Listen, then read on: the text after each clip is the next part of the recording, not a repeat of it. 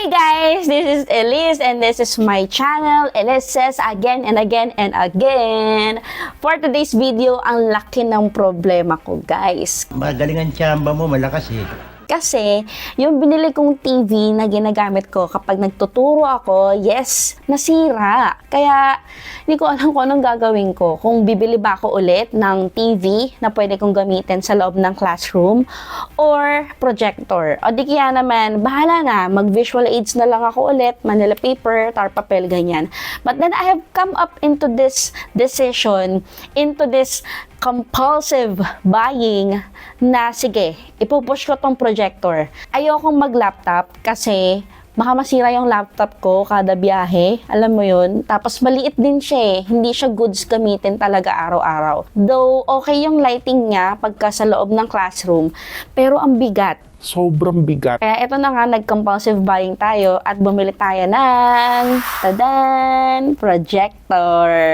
Yes, it is mga ka-Elises. Ang gusto natin gawin ngayon is itry kung ito bang projector na to is worth the buy and kung magagamit ko ba talaga siya sa pagtuturo. Kailangan makikita ko kung ano yung tinuturo ko kahit na maliwanag. Sa loob ng classroom, Bawal lumabas o bawal lumabas. maliwanag talaga. Hindi naman ako pang gabi, pang umaga yung aking schedule. Kung magaan ba siya, madaling gamitin, lalong-lalo na. Kasi nga, alam nyo na, maiksi lang naman ang oras natin sa isang oras na klase. Kaya hindi natin sure kung kakain ba talaga to ng oras. Unlike sa ginagamit ko before na television. Well then, let's try na! Puto ka na.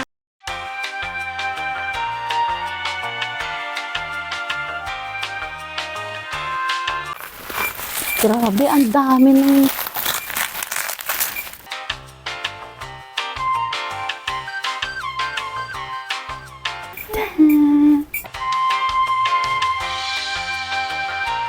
Tadan! This is called... Yeah, baliktad. Wanbo portable projector. Na-flash ko na lang sa screen kung magkano ko siya nabili. Yan. This is the type of projector na tinry kong bilhin. Tingnan natin kung anong itsura niya. In fairness ha, ang ganda ng packaging niya kasi talagang sinecure siya ni Shopee na hindi siya masira. Alright, eto na nga siya. This is the Wanbo projector. You happy? Happy! Nag-promote. Alright. So, ayun na nga, guys. Ang nakalagay sa kanya, this is LED light source. Wow, may low noise, keystone correction, anti-dust filter. Tingnan natin pa yung iba pang nakalagay sa kanyang features dun sa kanyang box. Ganon din naman yung nakalagay. Ayan na. Let's try to open it. Wanbo. At kaya Wanbo. Ayan, may provided naman tayong user manual. Siyempre, hindi natin siya babasahin. Basahin nyo guys. Huwag daw basta-basta ilagay sa mga lugar na may poor ventilation. Wanbo. Tapos, siyempre, doon sa mainit, sa smoky areas. Tapos, don't block the vent, inlet, and outlet daw. Kung saan siya pipindutin, so on and so forth. Okay, so very useful. And ang ganda ng user manual niya kasi in English. Ang isang malaking katanungan, magaan ba? Kasi aakyat nga ako sa 4th floor, di ba? So kailangan magaan. Power plug. Ayan. Remote control. Ang ganda ng packaging niya, in fairness, guys. Yung kanyang remote control, pakita ko na lang din sa inyo para may idea kayo. So, meron tayo ng power. Then, ito yung ating ginagamit para i-control. Then, volume, so on and so forth. Tingnan natin mamaya. Guys, ang gaan niya. Hindi siya katulad ng mga nagagamit kong projector before na ang bigat.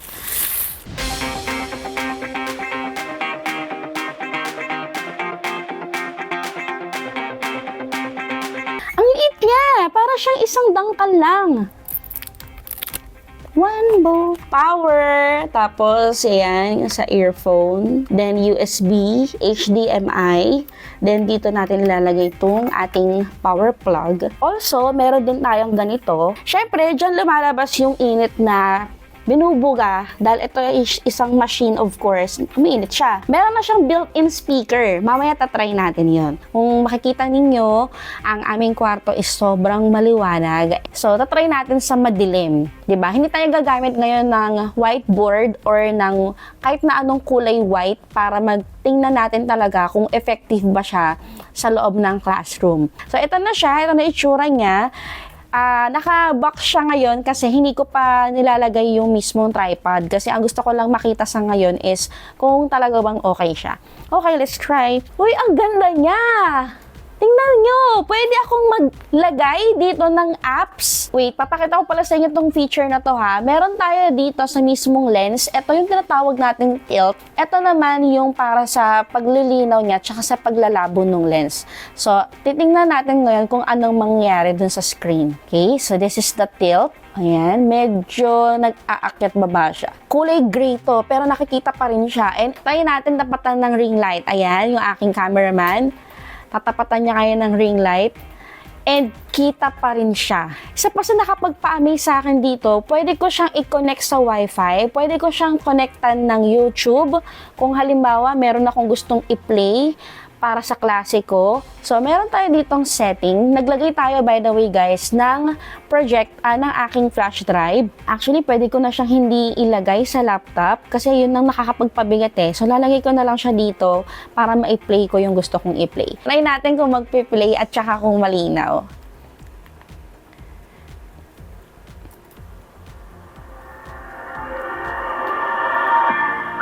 Oh my God! May speaker talaga siya. Ang lakas niya.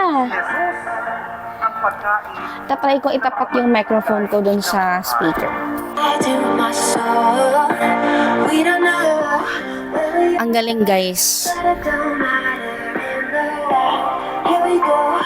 Medyo nabawasan na yung Try natin sa walang magde-declare ng white. interview ngayon. Super duper excited. Ang galing. Sobrang excited. Excited at the same time kasi Doon lang sa may side na bandang kaliwa, doon siya talaga naglalabas. Malamig yung bandang kanan niya. para rin hindi ka na Ayan! nangaagaw ng ganyan. Ano kayo naagaw ko? Kita pa rin. Ang galing. Malayo na yan. Hindi kasi sure lang nilagay ng towel. Ayusin mo lang yung pagkakaliwanag niya, syempre. Ayan, that's the distance.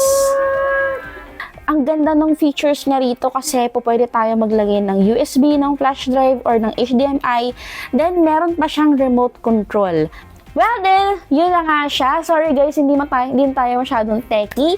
Gusto ko lang ipakita sa inyo yung binili kong projector and hopefully na-enjoy nyo kahit papano. So, yun na po guys. This is me, Elise. And once again, please do like, share, and subscribe. This is Elise's again and again and again.